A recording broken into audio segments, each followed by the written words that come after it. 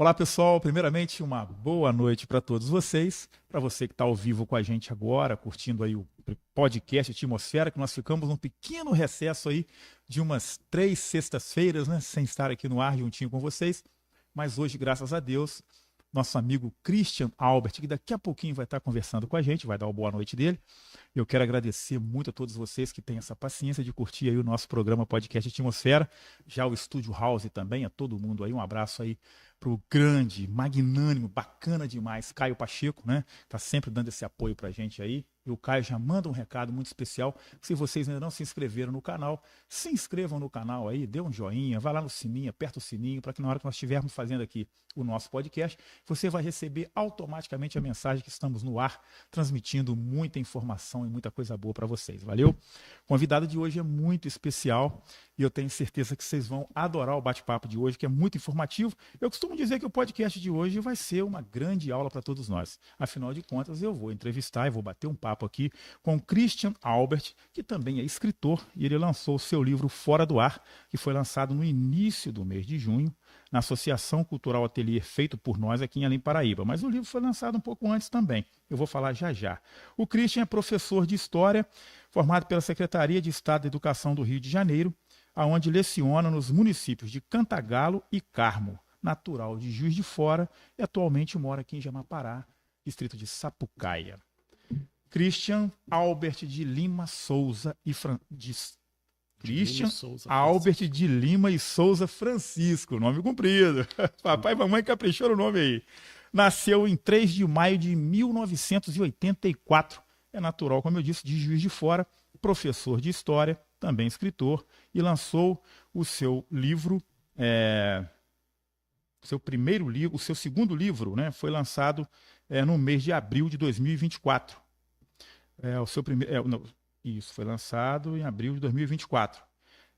Na Bienal de São Paulo no ano de 2000. Opa, peraí, eu confundi tudo. Vamos começar de novo aqui. Lançou o seu segundo livro no mês de abril de 2024. É isso?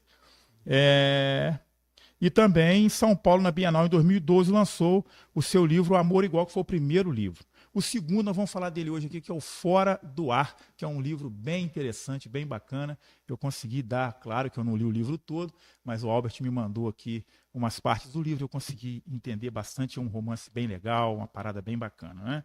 Eu quero mandar um abraço muito, mas muito carinhoso e muito especial para o nosso querido Sérgio, né? O Sérgio Luiz, aqui do ateliê feito por nós, aqui de Além Paraíba, que fica aqui no bairro de Porto Novo, ao lado da Casa da Cultura, que fez a indicação maravilhosa do Christian Albert. Esse nome totalmente gringo aí, mas o cara é daqui de Juiz de Fora. Christian, uma boa noite. Desculpa aqui, já comecei um pouco nervoso, errando a data dos livros, mas nós vamos corrigir no decorrer do assunto aqui, não é verdade? Sem problema. Primeiramente, uma boa noite, muito obrigado, tá, por estar aqui com a gente. E eu queria começar, como eu sempre digo para a galera aqui, começar do começo, né? Da onde você teve esse atino para estudar história, né? Como é que é essa coisa de sair de Juiz de Fora e ganhar essa região toda nossa aqui, trabalhando, levando essas informações importantes, que é levar a história de um modo geral aos seus alunos. E também queria que você falasse um pouco dos colégios que hoje você está atuando. Boa noite. Boa noite. Então, desde pequeno, né, eu estava até fazendo uma reflexão sobre isso outro dia, eu ganhei um quadro negro uma vez de Natal, de presente de Natal, isso eu devia ter meus 6 para 7 anos. E aí, desde pequeno, eu sempre brinquei de dar aula, de lecionar. Então isso foi uma coisa que sempre teve presente na minha vida, né? A ideia de ser professor e tal. Quando eu cheguei mais ou menos na minha fase ali de prestar vestibular e tudo mais, acabou que eu mudei a minha escolha, né? Não sei porquê, né? Fui parar na administração, né? Foi o primeiro vestibular que eu fiz na minha vida, foi para administração de empresas. Aí fiz o curso, só que tinha um problema que também não me contaram. Que o curso de administração ele tinha muita matemática. Eu sempre fui péssimo em matemática. Aí fiz o curso por 3 semestres, acabou que eu tranquei. Depois fui fazer gestão de recursos humanos. Achei também um curso muito legal, mas acabou que na época eu tinha o quê? Meus 20, 19 para 20 anos. Aí também acabei trancando. Nisso eu morava em Juiz de Fora. O que aconteceu? Nesse último momento que eu tranquei esse curso, a minha irmã nasceu, né, filha do meu padrasto, meus pais são separados. E aí no ano seguinte, que foi 2005, eu fui morar com meu pai no Rio de Janeiro, né? Resolvi respirar novos ares. E meu pai também é professor, eu venho de uma família de professores. E aí ele me colocou na parede, literalmente, né? Porque você não vai fazer um curso, uma faculdade, não sei o quê, e na família, pelo menos meus pais sempre prezaram essa questão do ensino superior. Aí eu falei com ele que eu até estava meio na dúvida ainda sobre o que fazer e tal. E falei com ele que eu estava pensando em voltar a fazer o curso de gestão de recursos humanos. Aí ele falou que não. Ele só ia pagar uma faculdade para mim se fosse na área dele, que era de educação, né? Aí eu pensei isso lá nos meus 21 para 22 anos. Pode ser professor. E aí me veio essa memória afetiva da minha infância e tal, do quadro negro que eu dava aula em casa. E acabou que eu fui parar na história, né? Isso foi o quê? Em 2006. Na época eu morava em Campo Grande, no Rio de Janeiro, no bairro de Campo Grande. E aí fui estudar nas faculdades integradas Simonsen, lá em Padre Miguel. E acabou que nesse meio tempo também eu arrumei um emprego lá, fui morar mais perto da faculdade, eu morava lá no próprio bairro mesmo, onde tinha a instituição. E em 2008, no final de 2008, eu me formei professor de História. E aí o que aconteceu? Nesse período também, a minha avó adoeceu, minha avó, mãe da minha mãe, e aí eu resolvi voltar para Juiz de Fora para poder dar que fosse um apoio moral em casa, né? E com isso voltei a morar em Juiz de Fora, já formado, mas ainda não trabalhava na área. E foi quando, em 2011, é que eu consegui meu primeiro emprego como professor na Secretaria de Educação de Minas Gerais. Aí também nesse meio tempo eu prestei concurso para o Estado do Rio. Foi em 2010, se eu não me engano, que eu fiz o concurso. Aí lá em 2013 me chamaram e aí eu vim conhecer a região aqui. Foi assim que eu vim parar aqui, né? Na época eu ainda morava em Juiz de Fora. Aí vinha, trabalhava, voltava. Vinha, trabalhava e voltava. Depois, em 2017, eu passei num processo seletivo para professor substituto no Instituto Federal. E aí fui embora para Muriaé. Aí morei em Muriaé quase 3 anos. E aí, antes da pandemia, uma semana antes da pandemia, eu me mudei aqui para Jamapará para poder ficar mais perto do serviço, né? Na época eu trabalhava aqui na Vila do Peão. E aí me mudei para cá dia 1º de março. Aí quando deu dia 13 de março de 2020, começou aquela coisa toda que a gente viveu aí ao longo desses 3 anos de pandemia. E assim que eu vim parar aqui, que eu fui conhecer as pessoas, que eu vim conhecer o local, porque até então eu ouvia falar de Além Paraíba, ouvia falar de Sapucaia, mas de fato não conhecia muito a região por aqui. E tá gostando da região? Sim, sim. Primeiro de tudo porque eu adoro calor, né? Uhum. Lugar frio para mim não dá certo. Amo minha cidade, gosto muito de Juiz de Fora, mas aquele frio de lá não combina comigo. E aqui é bom por causa disso, porque calor para mim é vida. É bacana. E hoje você está lecionando em quais escolas aqui na região? Quer dizer, você disse Carmo e Cantagalo, né? Que hoje você tá. Mas antes você passou pela Volta do Peão, onde ele conheceu uma pessoa que mora no meu coração, que é a minha irmã Catarina Vitor, a professora Catarina Um beijo Vitor. para ela, É isso aí, grande. tá assistindo a gente aí, um beijão para Catarina. Então, trabalhei no Peão por 10 anos, foi de 2013 até 2023. Né? Quando eu fui nomeado no concurso, foi para lá que me nomearam. E assim, foi uma experiência marcante na minha vida, só tenho a agradecer. Se eu sou o professor que eu sou hoje, devo muita coisa lá, porque assim, uma coisa que eu aprendi também é trabalhar em lugares assim mais afastados, né, onde o acesso à educação, ao conhecimento é mais difícil, a gente consegue perceber que o aluno ele dá mais valor. Né? Por quê? Porque ali já é difícil você ter um professor disposto a ir lá trabalhar. Então, assim, eu, durante esses 10 anos que eu trabalhei lá, fui muito feliz, né? E acabou que agora, no final de 23, eu vim trabalhar aqui um pouquinho mais perto de casa, que chega uma hora também que a idade começa a pesar, o cansaço começa a pesar, e eu descobri uma escola aqui mais perto de casa, e aí agora eu estou trabalhando aqui na Floresta. Maravilha. Você tocou num assunto, você fez uma observação interessante sobre a questão do aluno, né? Mais da zona rural, que às vezes tem a dificuldade de chegar até o colégio, às vezes anda alguns quilômetros a pé, estrada de chão, meio de bicho, para poder chegar até a escola e vai com muito prazer, com muita vontade, não perde tempo com relação, né, aos ensinamentos que ele vai adquirir ali. O professor também, né, cara? Porque às vezes ele está acostumado, vamos supor, é muito mais cômodo dentro da cidade, onde você tem várias condições, os horários são mais flexíveis e tal. De repente, olha que coisa bacana que é o professor, o que é a vontade, né, de lecionar, o dom também. Eu fico muito, assim, feliz, vamos dizer, seria a palavra? Eu não seria feliz, seria a palavra, eu fico encantado, a palavra seria essa, de ver esse afinco de vocês, né, a se predispor a estar ali. Quer dizer, todo mundo tem que ter o seu conhecimento, tem que ter o seu aprendizado. E é tão bacana, né? E o professor ainda fica alguns planos atrás, como quando se fala de remuneração, como se fala de direitos e tal. Você pode dar uma explanação, por exemplo, como que o professor se sente hoje no país? Não no país, no mundo, vamos dizer, acho que mais no Brasil é meio sacrificante a profissão de professor, né?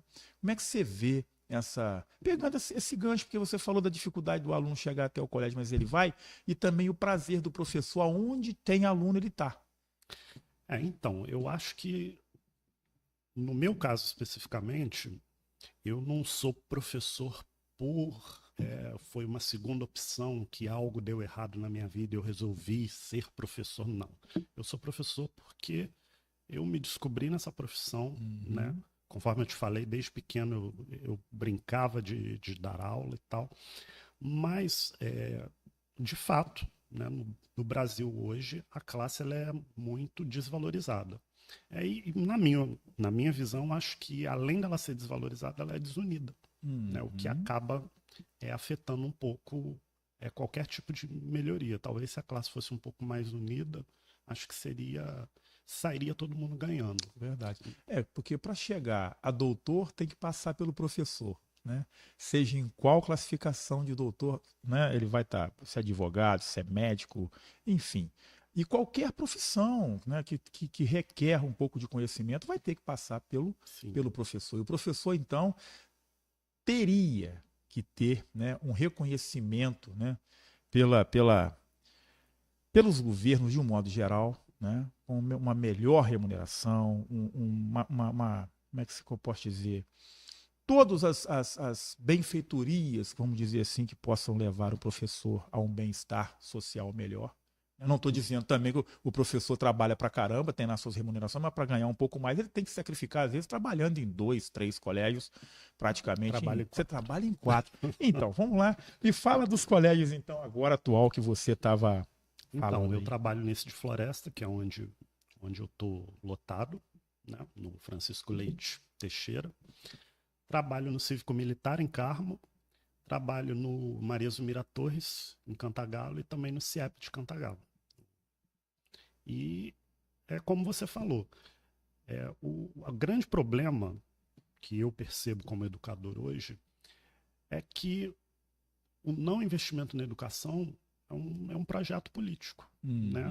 Esse sucateamento que a gente vê da educação hoje é um projeto por parte dos nossos governantes. Porque se a gente for parar para pensar, é interessante você manter uma sociedade alienada. Porque você mantendo uma sociedade alienada, você consegue manipular ela de forma mais fácil. É verdade. Né? E você manipulando mais fácil, você consegue fazer com que essas pessoas te perpetuem no poder, sendo um cara corrupto. Né?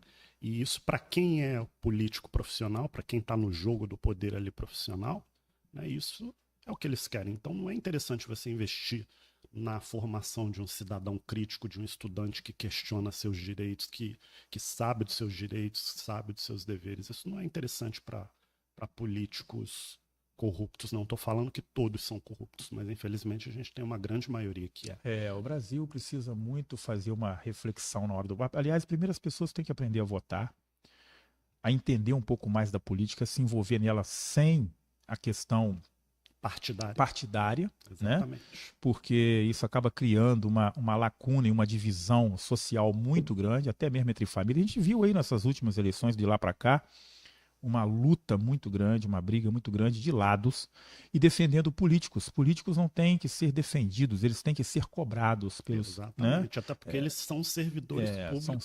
São nossos funcionários, né? A gente paga imposto para isso. Então exatamente. É isso. Mas vamos lá, vamos deixar a política mais para o finalzinho também, porque eu quero entrar num tema muito interessante. Eu queria que você falasse um pouco do seu primeiro livro, que é que eu aqui cometi a gafe de começar fazendo a introdução errando as datas, né? Você lançou aí o seu primeiro livro em 2012, não é isso? Isso. De nome Amor Igual, na Bienal de São Paulo, né? Então eu queria que você explanasse um pouquinho sobre o Amor Igual.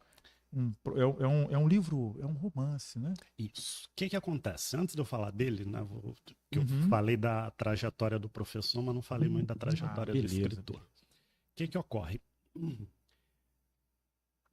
Eu comecei a me interessar por redação, pela temática literária, ali no iniciozinho da minha adolescência, por volta dos meus 13, 14 anos. E aí o que aconteceu?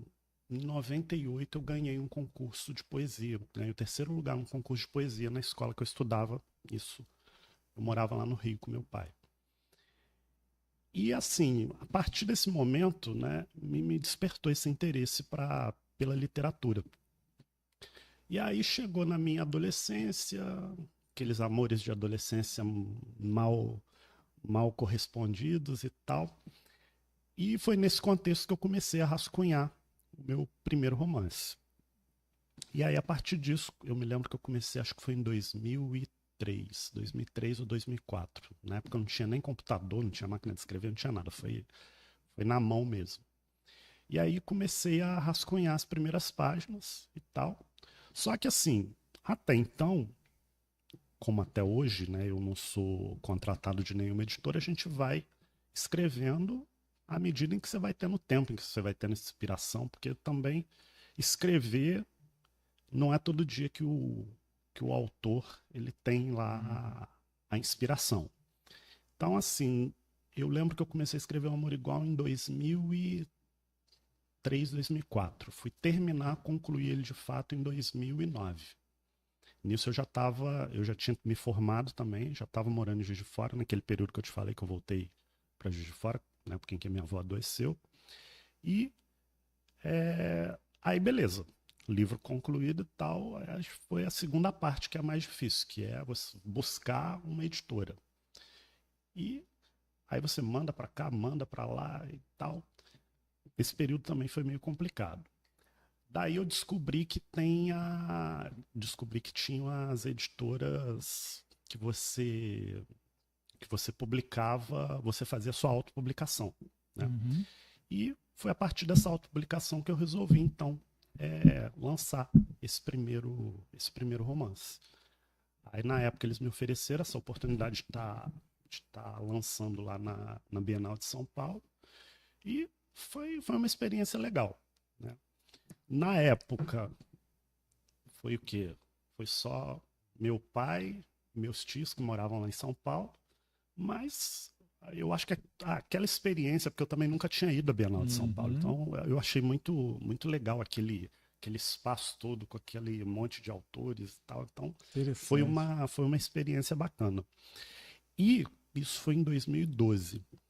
Em janeiro de 13, né, me veio a inspiração para poder criar esse romance que eu estou lançando agora, que foi o Fora do Ar. E é interessante porque, assim, como eu falei, a inspiração é uma coisa que não tem muita explicação, né? quem é artista, quem compõe, quem escreve, sabe do que eu estou falando. Eu estava de férias em casa, isso foi em janeiro de 2013, mais ou menos, janeiro ou fevereiro, não me lembro. E aí me veio o início e o final da história. Eu sabia qual que era o início e sabia como que ia encerrar, só não sabia fazer a ligação. Interessante. Pensei, uma disputa entre irmãos e tal, uma mãe que gosta muito Mas de espera aí, esse então já é esse livro aqui, o Fora do Ar, que você lançou esse eu lancei no agora mês em de 24. abril de 2024, Isso, né? mas E só que ele fez começou lá em 13. lá em 13. Porque, como eu falei, eu não vivo de literatura. Deixa eu mostrar pra galera aqui. Qual câmera que eu mostro? Essa aqui, né? Esse é o livro, Fora do Ar, a capa do livro. Interessante a capa, rapaz. Aqui você me faz uma capa com um cara com um martelo destruindo um rádio. E eu, locutor de rádio, hein? Vamos lá. Então, aí o que acontece?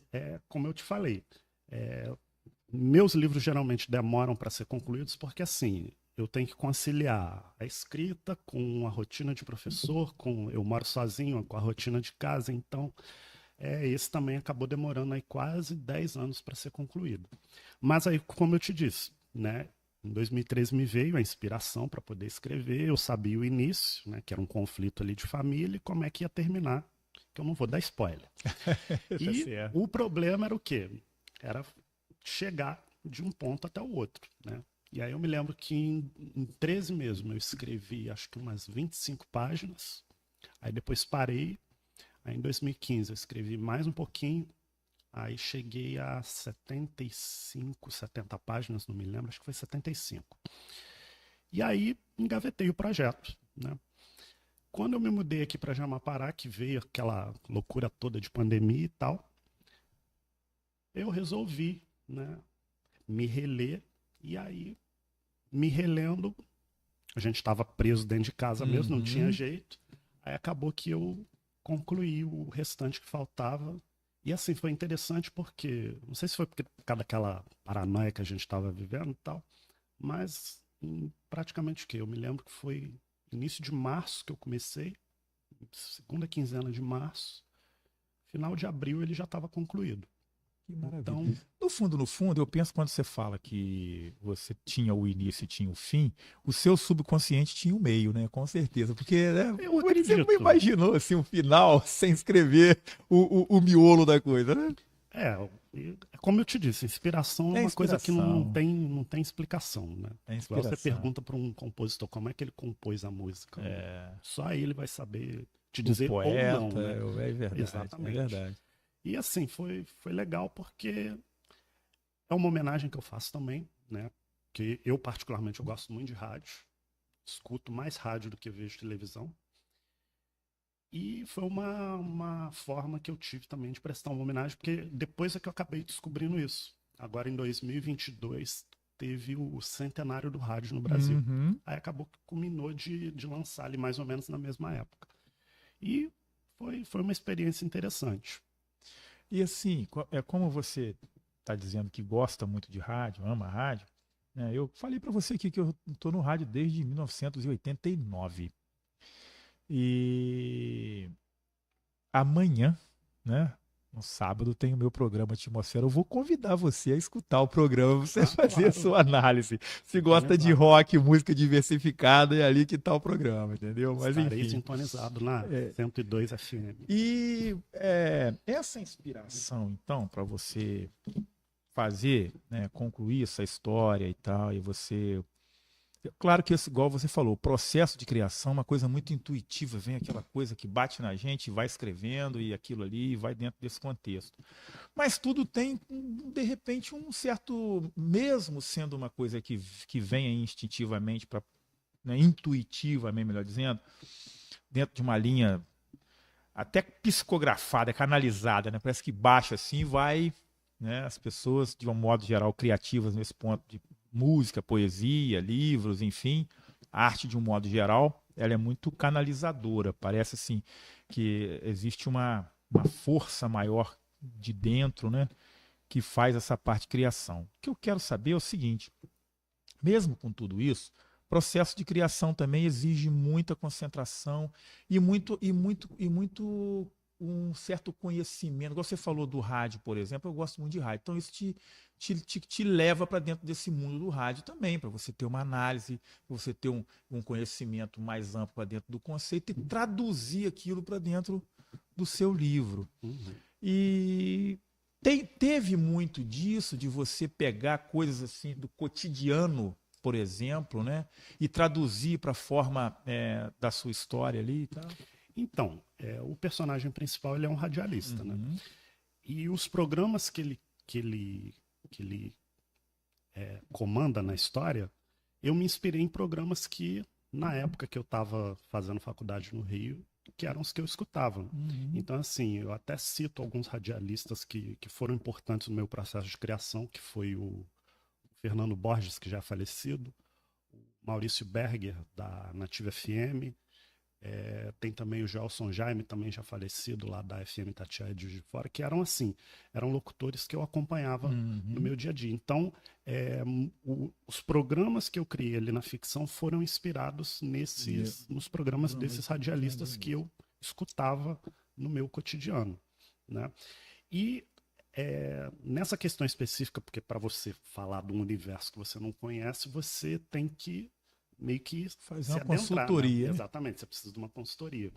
Eu tive uma sorte que em 2013 eu trabalhei em Matias Barbosa, e aí eu tive um aluno que trabalhava na rádio local lá, Guilherme Ribeiro, falar nisso, um abraço para ele. E ele é que me deu assim mais ou menos uma consultoria de como é que era o funcionamento de uma rádio do lado interno. Uhum. Tipo, por exemplo, eu não sabia que aquela mesa que você opera chamava-se console de áudio. Aí eu precisei mandar uma mensagem para ele. Pô, Guilherme, qual que é o nome disso? Porque eu preciso console de áudio, Quando você escreve um romance realista, né, tem que ser a coisa assim mais próxima da realidade possível, né, a ponto de a pessoa que está lendo pensar que aquilo é verdade. E aí, nesse ponto, eu tive essa consultoria. É interessante porque realmente, né, tudo que você vai fazer dentro de uma coisa que vai ficar marcado aí para a eternidade, vai ficar aquele registro, igual nós estamos fazendo aqui agora, por exemplo, né? Meio que se nós estivéssemos, por exemplo, linkados com uma rádio, estaríamos ao vivo agora também através de uma rádio falando e passando essas informações todas ali. O rádio é mágico, eu sempre falo para todo mundo que outro dia me perguntaram aqui, Fernando, o que você acha hoje, o podcast ou a rádio? Eu falo, cara, vai ser sempre a rádio, né? Porque a rádio ela tem a magia de você imaginar, né? Como está acontecendo aquilo ali. Pô, a televisão você vê o cara que está falando, você vê o cara que está representando. O rádio você imagina, né? Como que o cara está fazendo aquilo. A rádio AM tem uma certa dinâmica que você tem o locutor e tem o operador de áudio, né? E na rádio FM você tem o cara sozinho, ele é operador de áudio e é locutor ao mesmo tempo. Então são dupla função. E não é só isso, o cara tem que escolher a música, tem que ler, tem que ler o jornal, entendeu, cara? Tem que fazer um polvo assim para dentro do conceito. E eu imagino você dentro de um estúdio de rádio assistindo essas coisas todas, assim, não deu vontade de virar locutor também, não? Não. É interessante porque, assim, eu particularmente eu gosto muito da criação, mas estar à frente, até comentei contigo antes da gente entrar aqui no ar, né, que na época da pandemia eu criei um canal para poder colocar as minhas aulas gravadas para os alunos e tal. E assim, eu tenho uma dificuldade tremenda com o estar à frente da câmera, o estar à frente do microfone. Eu acho que eu sou mais de bastidor. Mas eu assisti algumas aulas suas ali, dei uma passada, né? Eu também fui fazer a minha consultoria, né? De quem é o Christian Albert e tal. Falei, pô, foi uma indicação do Sérgio. Eu falei, Sérgio, eu não conheço muito bem, quer dizer, eu não conheço o Christian, eu vou conhecer basicamente no dia do podcast, mas eu preciso fazer um estudo. Eu fui no seu Instagram, fui ver sua vida, né? Vamos ver como é que esse rapaz está saindo na rede social aí. E aí me deparei com seus vídeos lá, né, dando aula, aquela coisa toda. E eu achei a sua desenvoltura muito boa mesmo. Para chegar aquilo ali foi difícil. Com a luta, né? Foi uma luta. Meio que virar um ator, né? Exatamente, porque assim, é o que eu digo. Eu acho que o professor mesmo dentro da sala de aula, né, ele, de certo modo, ele incorpora um pouco essa questão do artista, né? E como é que eu posso falar? Bem ou mal ali, quando a gente está na frente de 35, 40 alunos, você tem que incorporar um personagem. Porque se você chegar ali nu e cru, né, o que acontece? Você acaba não se tornando interessante para o seu aluno. E o grande problema hoje que eu vejo é o seguinte, principalmente na educação básica. O aluno não quer estar ali. Essa é a grande verdade. Né? A maioria dos estudantes não quer estar ali. Então, para você tornar aquele ambiente ali palatável para aquele aluno, né, é uma coisa que é bem complicada. Esse ano. Vai fazer um barulhinho aí, mas sou eu abrindo uma cerveja. Tranquilo. Porto Novo, com licença. Esse ano foi engraçado porque no início do ano, né, uma coisa também que eu tive que reaprender, depois desses 10 anos trabalhando lá no Peão, é que quando eu trabalhava lá, a gente só tinha ensino médio. Então a minha faixa etária de alunos lá era o quê? Dos 15 aos 17 anos. Quando eu vim aqui para a Floresta, eu voltei a trabalhar com o ensino fundamental todo. Então, peguei desde o 6º ano até o 3º ano do ensino médio. Então, a minha faixa etária mudou assim, da água para o vinho. E a linguagem de um para o outro não é a mesma. Né? Você tem que ser um cara mais lúdico, mais presente com os pequenos. E aí eu me lembro que agora em março, os meus alunos do 7º ano falaram que queria fazer a tarde do pijama na minha aula. Aí eu, tá bom, vamos fazer a tarde do pijama. O que é para fazer? No dia, cada um vem com seu pijama. Aí a gente vai assistir a aula de pijama. Não sei de onde que eles tiraram isso, mas tudo bem. E aí o que aconteceu? Minha irmã me deu um pijama que ela tinha do Pokémon. Cara, imagino. Aí vou eu dar aula de Pokémon. Cara, foi muito engraçado. Professor Pokémon. Exatamente. Eu sei que gravaram, depois eu descobri que o vídeo foi parar no Instagram, que o professor estava dando aula de Pokémon e tal. E a graça do negócio foi assim, que eu fui sério. Entendi. Né? Então você imagina, um cara com um pijama amarelo dos pés à cabeça. Você deve ter visto lá no Instagram. Aí fui dar aula aquele dia, eu simplesmente parei a escola, não consegui trabalhar porque simplesmente os alunos gostaram. Mas é o que eu estou falando. Eu acho que o professor ele tem um pouco assim esse lúdico, principalmente o professor do ensino fundamental. Né? Mas é como eu falo, é aquele momento ali, sair dali, eu volto para minha conchinha e ali eu fico, porque, como eu disse, eu não me vejo com essa desenvoltura de trabalhar com câmera, com áudio. Então, te confesso que foi muito gostoso fazer o livro, escrever sobre esse universo do rádio, que eu gosto muito, mas eu não me vejo como radialista, não. Foi por qual editora que você lançou? É importante falar, né? Porque as editoras... Travassos Editora. Travassos? Travassos. Alguém que você dedicou o livro, a minha dedicatória. Dediquei a todos os radialistas do Brasil. Obrigado. Por nada. E também aos meus pais e minha irmã. E o orgulho, né? Que eu imagino que os pais, a família fica, né? Poxa vida, o cara, né, deu um up. Meu pai também é escritor, só que ele escreve na área de educação. Né? Os livros dele são mais na área científica. Entendi. Mas... acho que eu tenho dado orgulho em casa. Isso é muito bom. E como é que você, e essa adaptação sua de sair para ir? Porque você falou que rodou um pouco e tá aí.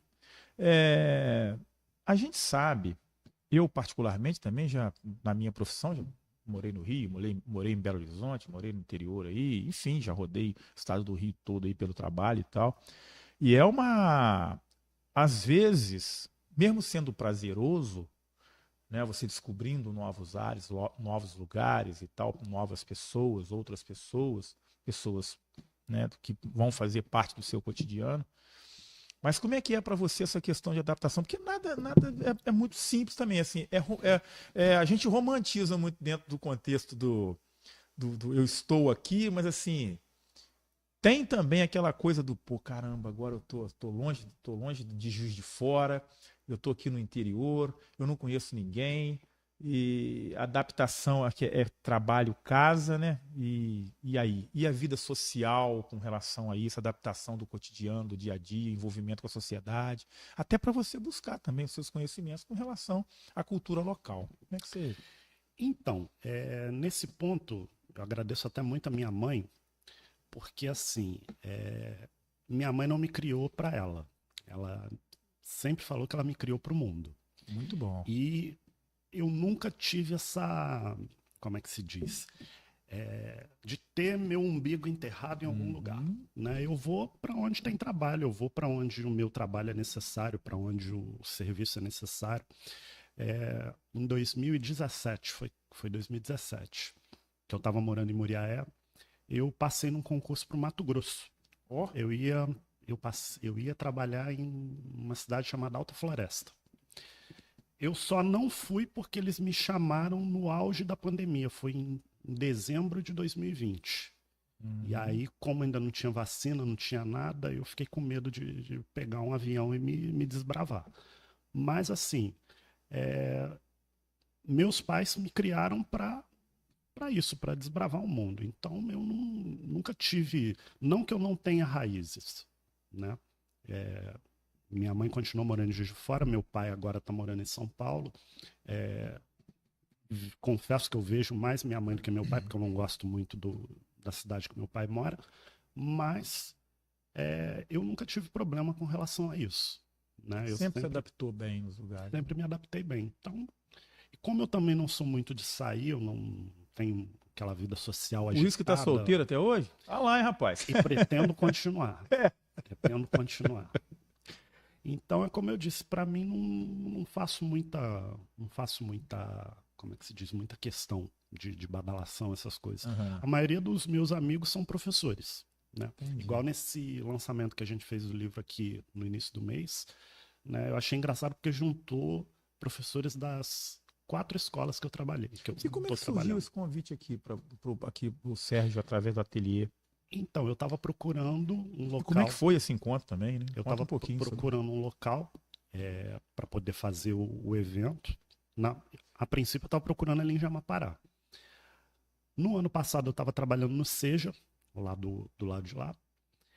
E aí, a Sônia, que trabalha no Seja, que é coordenadora lá no Seja, que me indicou o Sérgio. Aí eu entrei em contato com ele, fui lá, que eu não conhecia o local também. Gostei muito, achei muito aconchegante o espaço ali. É interessante ali. Né? E aí combinei com ele, a gente resolveu de fazer ali.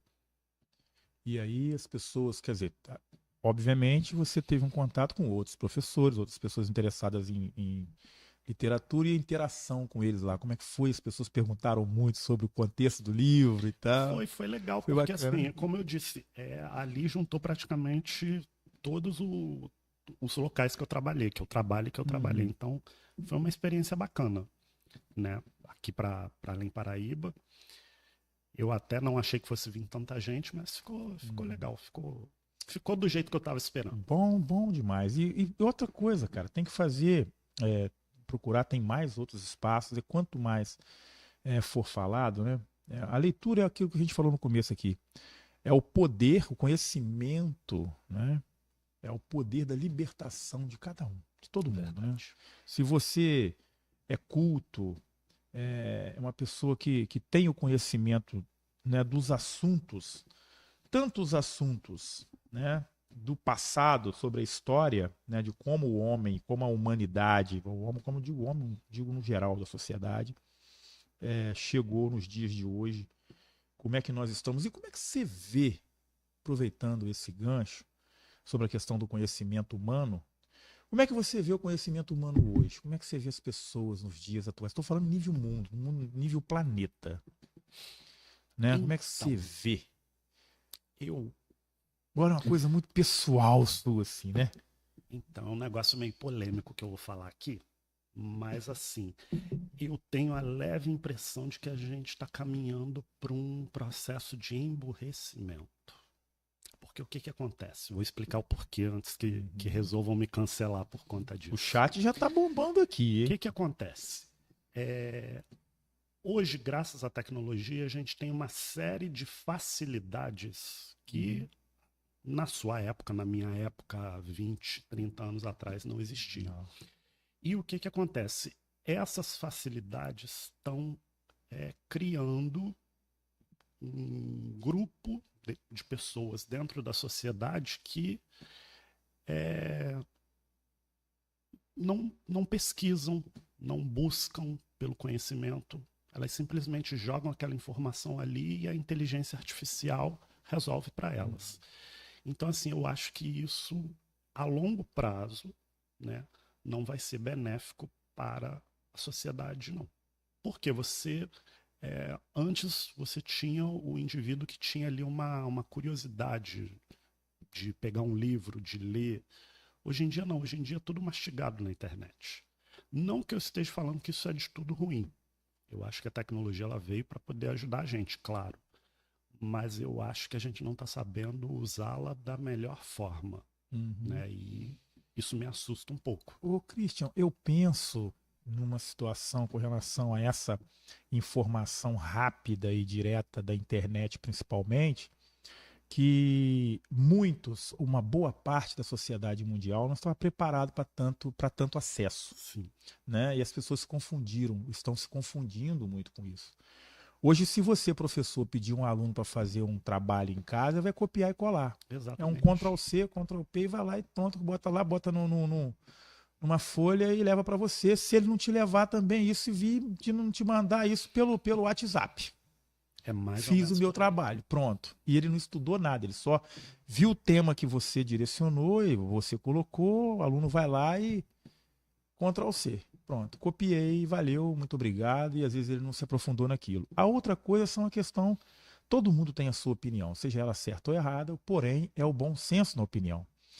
Eu analiso as coisas hoje, eu olho, né, para dentro desse contexto tecnológico, por que eu falo que muitas pessoas não estão preparadas ou adaptadas para essa tecnologia? É justamente porque isso aqui, internet, deu voz a todos com uma certa, entre aspas, igualdade. O problema é justamente no conceito de entendimento de se conversar pela internet os assuntos, seja qual assunto for.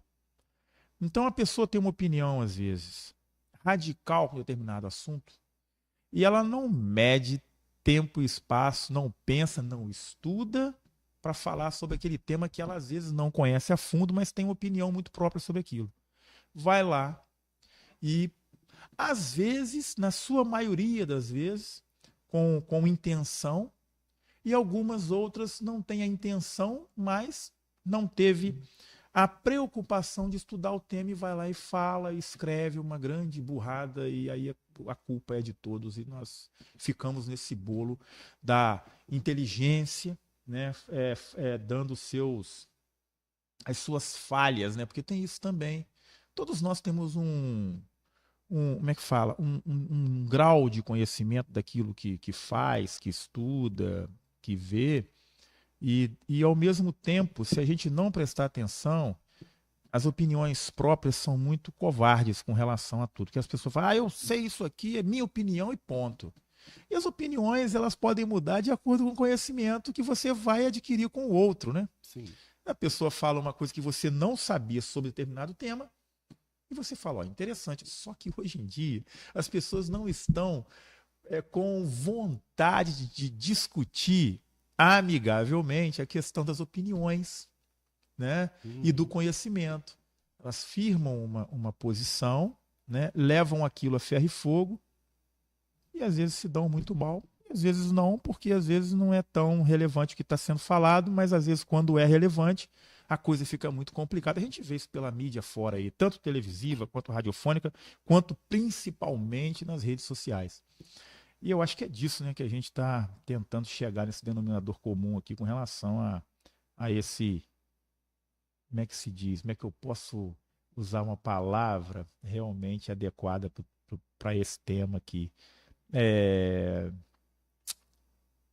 a falta seria de Diálogo. diálogo e bom senso dentro do conceito, né, do que está sendo falado, né? Como é que você já se deparou na internet com, por exemplo, você colocou alguma coisa lá, até como professor, como o seu ensinamento ali, e de repente alguém vai lá e, não, professor, a parada é essa que não sei o quê, por aí não tá errado, é isso não é, comigo não tá. Fala aí. Então, é, nas minhas redes sociais particulares, né, Uhum. eu já coloco elas todas privadas justamente para mim não ter esse tipo de problema. Uhum. Porque assim,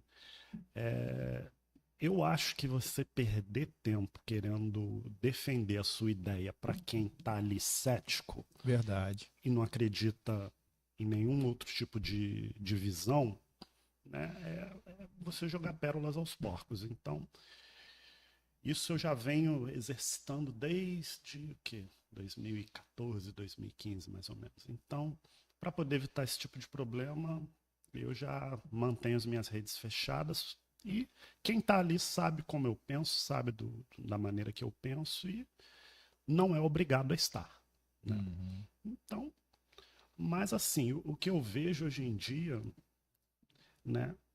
Eu não sei, estudando história, né, como professor, a gente percebe que uma vez um professor na faculdade me falou isso, eu parei para pensar e de fato eu acho que ele tem certa razão, que a história ela tem momentos cíclicos Uhum. e aí a gente vira e mexe e volta a determinados períodos passados, a determinados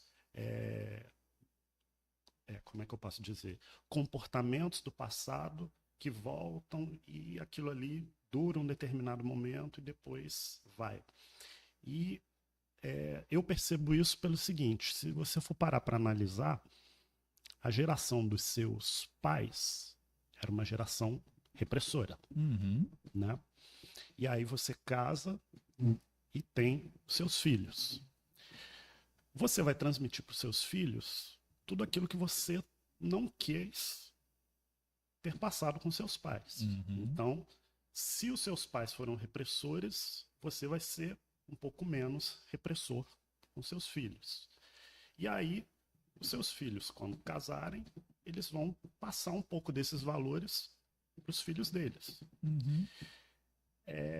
O que eu observo com essa onda de conservadorismo que a gente está vivendo hoje, né, Uhum. é que a impressão que está dando é que os jovens de hoje estão adotando novamente aqueles comportamentos lá dos nossos bisavós, dos nossos. Verdade. E aí, quando eu paro para pensar nisso, né, aí me vem de novo essa ideia desse professor de que a história ela tem momentos cíclicos, né? A gente passa por determinados comportamentos, num determinado momento da sociedade ela é mais conservadora, depois mais liberal, e assim aquele movimento vai se Uhum. renovando de tempos em tempos. Então, eu analiso dessa forma, né? É uma maneira que eu tenho de enxergar. Se eu estou certo, se eu estou errado, não sei, mas o que eu percebo hoje, vendo comportamento dos meus alunos, o comportamento dessas gerações que estão vindo, né, é mais ou menos isso. A gente está tendo um retorno de algo que já aconteceu lá atrás. Verdade. Eu vou pro chat aqui rapidinho, Uhum. porque tem uma turma muito boa aqui, mandando uma boa noite para nós. E daqui a pouquinho, quando a gente sair do chat, eu vou continuar nessa questão da abordagem da história pela sociedade, de um modo geral, que é muito importante a gente também aproveitar o professor e elucidar com relação ao contexto histórico do mundo, né? Para aproveitar essas mudanças que nós tivemos, por exemplo, na área industrial, por exemplo, desde os séculos passados, a evolução, né, de máquinas, a evolução, as guerras e um monte de outras coisas que fez com que a sociedade, igual a gente estava falando aqui, os avós eram de uma forma, os pais um pouco menos, os filhos um pouco menos, aí de repente você encontra o neto já com a posição radical do bisavô, né, e tal, aí você vai voltando ciclicamente dentro do sistema de uma forma deturpada, porque, por exemplo, talvez o bisavô poderia ser um radical, né, com determinadas situações vividas né, com relação ao filho, mas hoje você tem um radicalismo doentio, sem conhecimento, sem aquilo o que é proibido, o que não pode, o que pode ou pode tudo. Então, assim, é meio louco a coisa dentro do contexto social. As pessoas estão precisando realmente de um reset. Sim, literalmente. É verdade. Bom, vamos lá, vamos pro chat aqui, depois nós vamos voltar nesse assunto. O Arthur, deixa eu ver aqui, peraí. Olha que bacana, Andréa Guerra, minha esposa, deu boa noite, foi a primeira aqui da... O Arthur Barrada, meu professor, tá mandando um abraço para você aqui. Grande abraço. Ele falou, dê um salve aí para a sua melhor turma de... Deve ser turma 3003, é isso? Turma 3003, que formou no ano passado. Um grande abraço para todos eles. Agora já está todo mundo encaminhado na faculdade. Eles eram lá do Maria Zumira Torres de Cantagalo. Ele voltou aqui, Zumira. Então é isso aí. A Sandra Castro dando boa noite. O Arthur fala, Christian. O Pedro Fialho Cunha. Sou seu fã, Christian. Meu aluno lá do Carmo. Que maravilha. Grande abraço, um abraço para o pessoal do Carmo aí. Meu professor, meu escritor, o Arthur está falando aqui. A Ana Cláudia Santana dando boa noite. Um abraço para a Ana Cláudia, esteve com a gente aqui também. Muito obrigado pelo carinho. A Flávia, deve ser Mulan, né, que fala, né? Mulim. É Mulim mesmo. Eu que estou americanizando a coisa, né? Pensando no desenho animado, vai vendo aí, dando boa noite. E ela falou assim, ótimo professor. Flávia é a nossa coordenadora no CIEP lá de Cantagalo. Que abraço, Flávia. Um abraço para todo mundo de Cantagalo. A família do CIEP 277, isso. Adriana. Amo muito esse professor e escritor. Tá mandando aí para você. Também te amo. Valeu. O Nelson Franco Júnior, aqui de Alim Paraíba. Boa noite, Fernando Bambu. O Christian também, gosto bastante de história. E também meu saudoso pai Nelson Franco foi radialista. Abraço para o Christian e pelo livro aí, tá mandando abraço. Show de bola. Então, daqui a pouco a gente volta no chat novamente. E a gente conversou um pouco antes aqui. Nosso tema é direcionado especificamente aos livros do Christian. Mas eu falei, Christian, eu não posso deixar passar o professor por aqui e eu não fazer uma pergunta, até mesmo para o meu próprio aprendizado, que muitas das vezes a gente fala dentro das nossas conversas, ou num grupo de amigos, ou família, ou até mesmo no trabalho, alguma coisa nesse sentido. E nós falamos muito sobre as posições políticas, as posições da economia, as posições sociais, as coisas que envolvem todo o desenvolvimento de uma sociedade como um todo, né? E acaba se esbarrando entre a questão política no país, que é muito, e no mundo, né? Não é só aqui, é espalhado pelo planeta todo. A gente está falando justamente sobre essa questão da evolução da sociedade com relação à história no mundo. Então, a Revolução Industrial, as guerras, né, que também, de uma certa forma, após guerra, houve muitos avanços também com relação às melhorias, né, apesar de ser uma tragédia humana, que eu não consigo assimilar, né, o homem matando o homem, né, é a única raça que mata pelo bel prazer de matar, em busca do poder. Isso é muito ruim, você não vê nenhum outro animal fazer isso, mas nós, infelizmente, ainda não conseguimos chegar a cachorro. Entendeu? Então a gente está tentando chegar a cachorro. Né? Eu costumo dizer isso. Tem gente que fica bravo comigo, tá? A gente tá tentando chegar ao cão, ao gato e por aí vai. Mas enfim, o que eu quero dizer é que há muitas discussões, né, dentro da sociedade, como eu digo, dentro das questões políticas, na divisão que nós vivemos político-partidária no mundo, é sobre 3 nomes que parecem ser assim a coisa mais aterrorizante para algumas pessoas, para muitas pessoas, para poucas pessoas. A pergunta é simples, é básica, é direta, até porque eu também não entendo, vou aprender agora. Como a gente pode fazer entender de uma forma mais simples e objetiva sobre socialismo, comunismo e capitalismo? Por que que o mundo bagunça tanto com essas três palavras tão poderosas, entre aspas, assim, que aflige corações e mentes de muitos homens e mulheres pelo mundo afora? Então, deixando as paixões de lado, né, se a gente for analisar o contexto, né, eu vou começar ao contrário do que você colocou aqui. O capitalismo, basicamente, ele é o quê? Ele é um sistema econômico que vai se pautar pela busca do lucro através da exploração do trabalho de terceiros. Então, ele vai estar defendendo ali, principalmente, a questão do individualismo e da propriedade privada. Esse conceito do capitalismo, eu até trabalho muito com isso quando eu dou aula de sociologia, ele começa a ganhar a força que ele tem hoje no pós-revolução industrial, né? Porque quando você tem ali aquele boom da indústria surgindo na Inglaterra, o que vai acontecer? Esses grandes industriais, que eram os donos dessas fábricas, né, eles vão começar a explorar de uma forma absurda o trabalhador dessas fábricas, que na época trabalhavam 16, 18 horas por dia.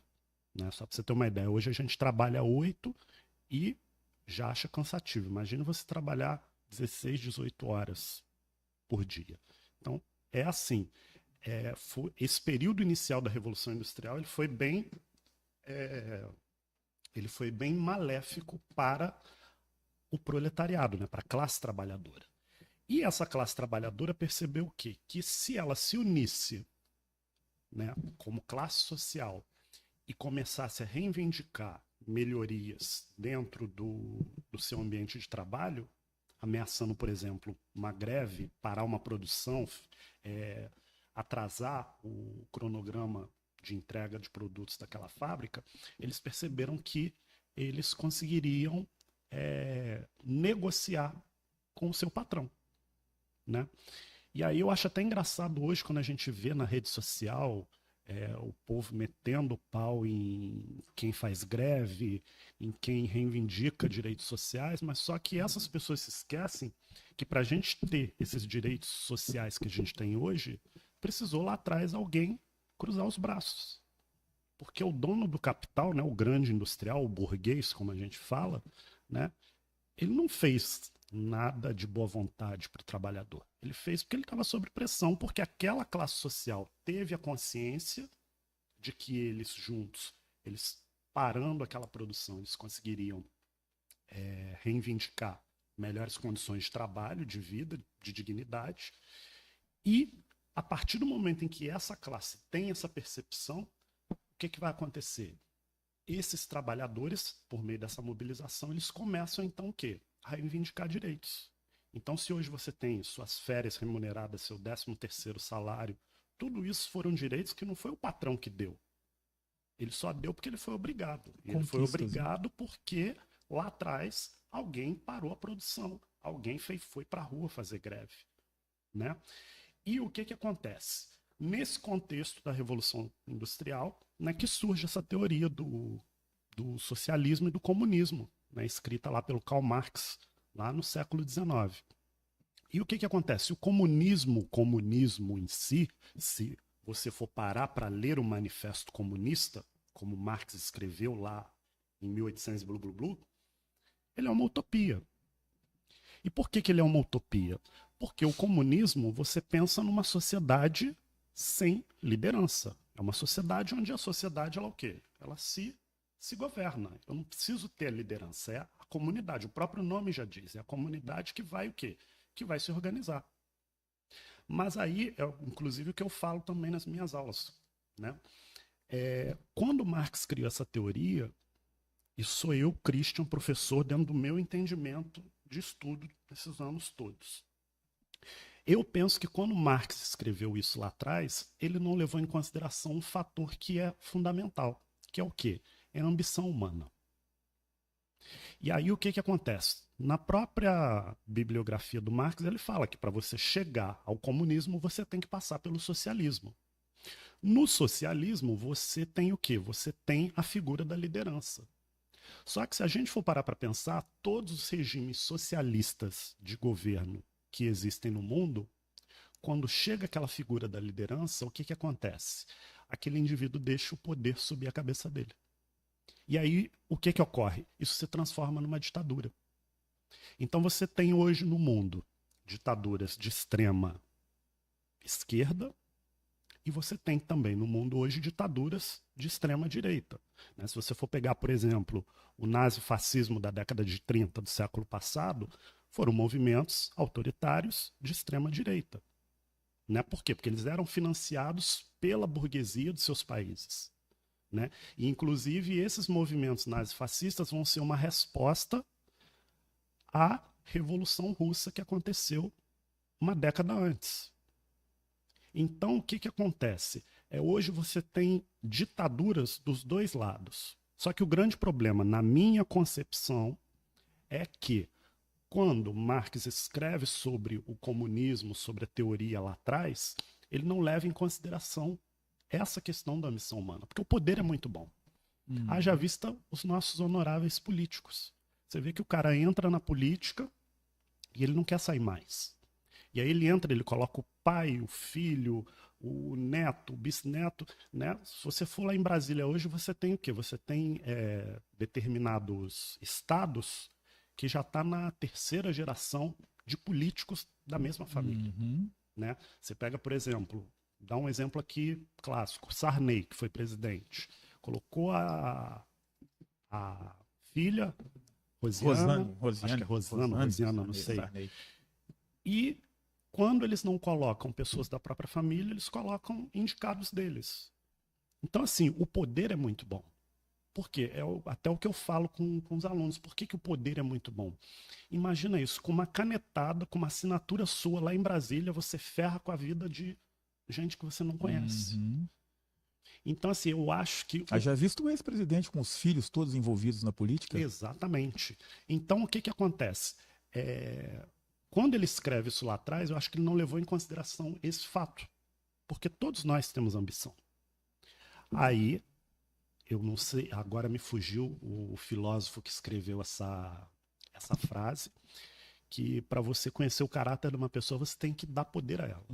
E é justamente por isso, porque quando você entrega o poder nas mãos de uma pessoa, ela demonstra verdadeiramente o caráter que ela sobre tem. o filósofo. E engraçado. Eu acho que foi o Lincoln, presidente dos Estados Unidos, que falou. Eu não sei agora. O meu saudoso pai falava comigo assim: meu filho, quer conhecer o homem, dê poder a ele. Pro bem ou pro mal, ele vai mostrar quem ele realmente é. Exatamente. É uma verdade, realmente. Se não foi Lincoln, foi o Valdemar. Eu sei que foi alguém importante da história. Tô brincando dentro do conceito aí, mas é. Mas assim, eu particularmente acho que nem um extremo nem outro é bom para a sociedade. Eu acho que a gente tem que viver no meio termo, porque tudo aquilo que é autoritário demais, acaba degringolando para um regime ditatorial.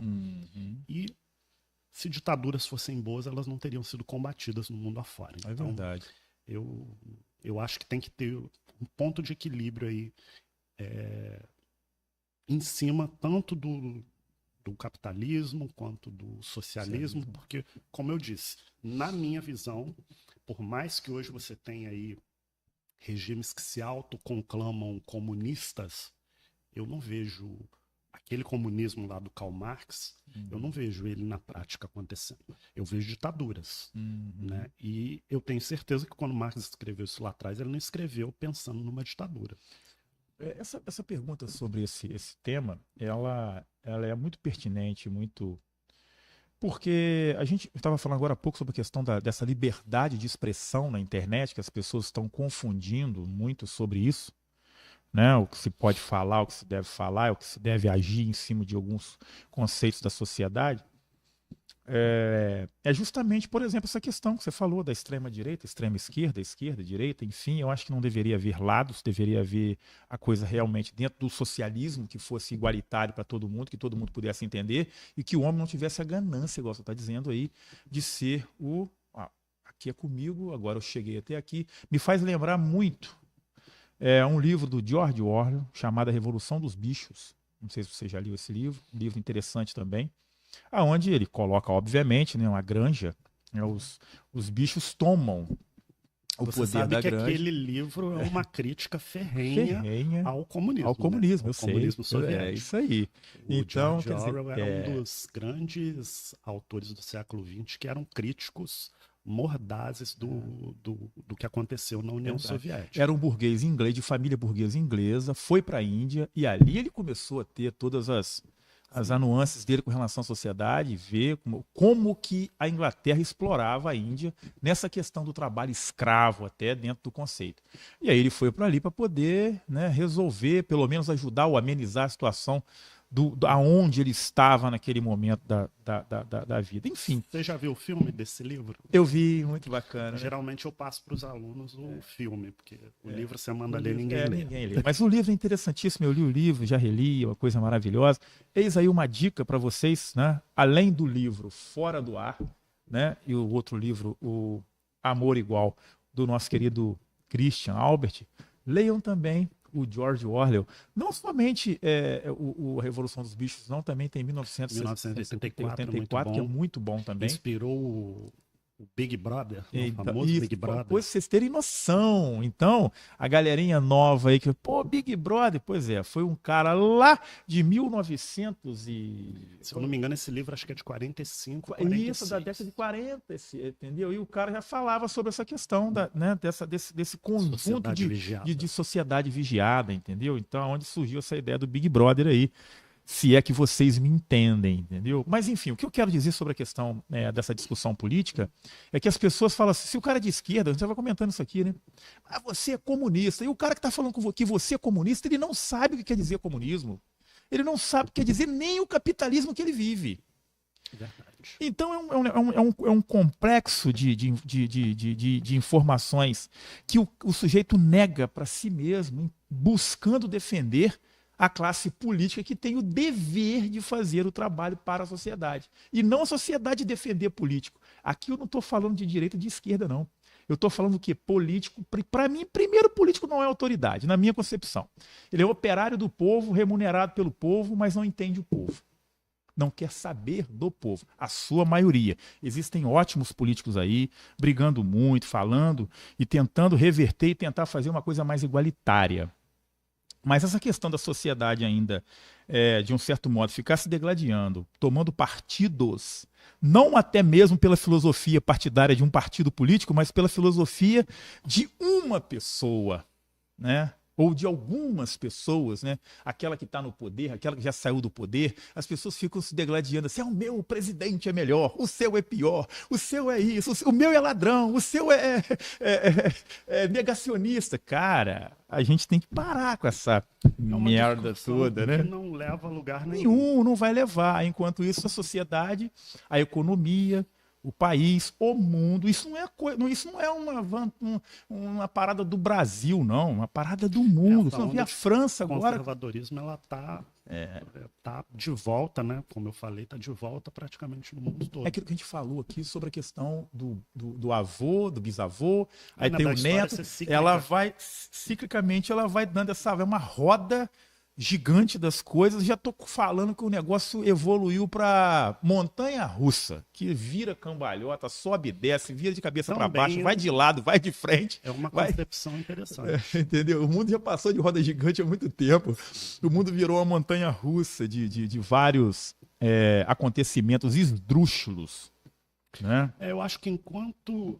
Isso eu falo a nível de mundo, né? Mas mais a nível de Brasil. Eu acho que enquanto nós, brasileiros, levarmos a política como se fosse uma partida de futebol, né? Flamengo e Vasco, por exemplo. Eu sou vascaíno doente, né? Sei que sofro bastante. Mas, assim, enquanto a gente levar a política na brincadeira, né? Colocar qualquer um lá, infelizmente a gente vai estar sujeito a isso. Porque é o que eu falo muito com os meus alunos, né, sobre essa questão da política. Outro dia eu estava fazendo essa pesquisa na sala de aula. em quem que você apoiou, porque a maioria deles ainda não vota, mas em quem que a sua família apoiou para presidente na última eleição? Ah, o candidato A. Ah, o candidato B. Tá. Então vocês vão fazer uma pesquisa agora quando vocês chegarem em casa. Quero que vocês perguntem aos pais de vocês quem que eles votaram para deputado federal, deputado estadual e senador. E ninguém lembra, ninguém sabe. E aí o que que acontece? Aí é que tá o grande problema.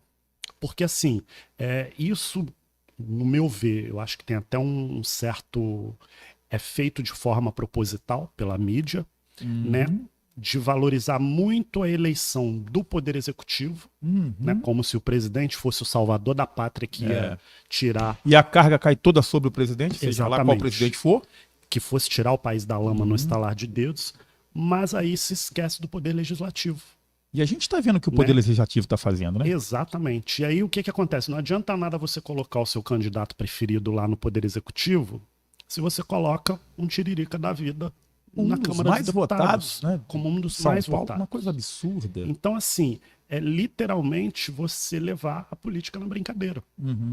E, querendo ou não, é o cara do Legislativo que cria as leis que vão reger esse país. E é mais fácil o cara mais antigo, familiar que tá lá, pegar e falar, Tiririca, vota nesse negócio aí, porque esse negócio aqui é bom pro povo, tá? Ah, o cara não lê porra nenhuma, vai lá, ah, tá bom. Desculpa aí, mas é uma realidade, meu amigo. Exatamente. Me desculpe. Christian, meu amigo, estamos chegando ao final de mais esse bate-papo aqui no podcast Atmosfera. Eu vou ter que convidar você novamente, porque o nosso tempo hoje está um pouco corrido. A gente tem um horário aqui.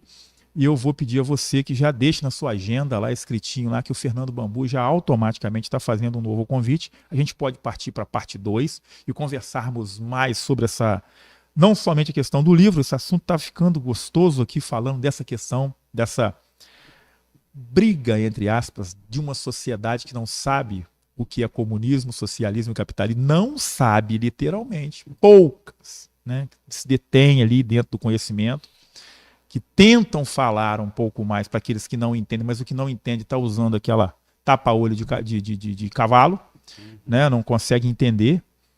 Nós temos que melhorar como seres humanos, né? Nós temos que ter uma percepção de mundo, né? Olhar o que é bom, não o que é mediano, não o que é mais ou menos, não existe, não tem, isso não tem lógica. A gente ou é ou não é. E nós todos temos que ser alguma coisa de bom para humanidade. Afinal de contas, estamos viajando no planetinha, pelo universo aí. Queria que você deixasse os seus últimos abraços, né, para as pessoas que estão te assistindo, seus amigos professores, família, e uma mensagem bacana aí para os nossos queridos espectadores do podcast Atmosfera.